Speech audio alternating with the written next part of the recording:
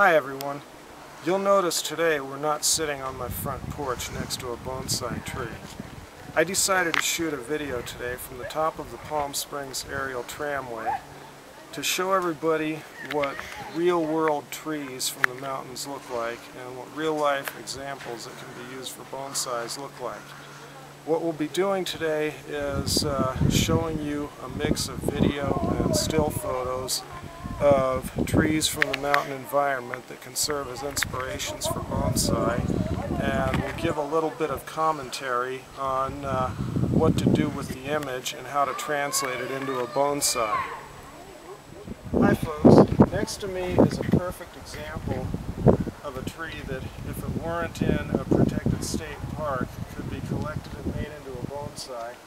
And the image you see here is something that you should strive for in shaping material that you'll get from the nursery. You'll notice there's deadwood at the base. It's growing out of a rock. It's been forced to grow out of a crack in the rocks because it has no other soil to sustain it. And the branching has been shaped by the winds, complete to the deadwood at the top. So this is a very good example here, folks. Hi folks, directly behind me is a fir tree that would be a perfect example for a formal upright bonsai.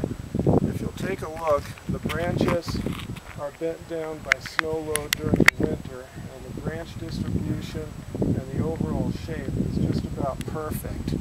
Again, this is something you want to strive for if you're making a bonsai out of a redwood, a fir tree. Some pines will work for this, in particular ponderosa or lodgepole pine, and also some other species like Japanese cedar or cryptomeria. Okay folks, behind me is a lodgepole pine tree.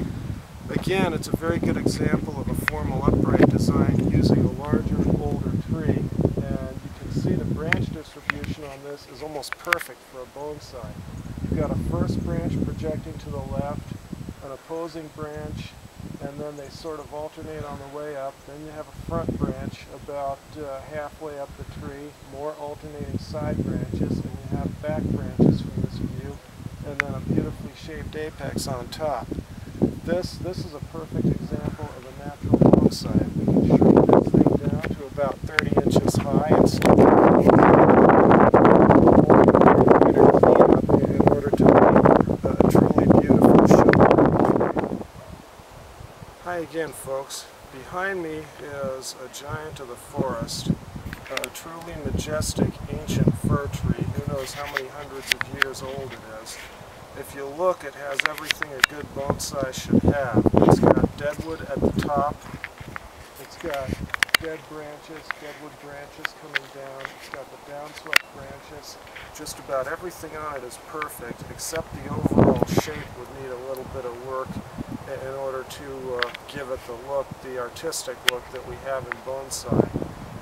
But all of the other traits and attributes are there, from the thick trunk to the ancient gnarled bark to the dead branches below to the deadwood at the top or apex. Folks, behind me we have a twin trunk / windswept tree, a ponderosa pine.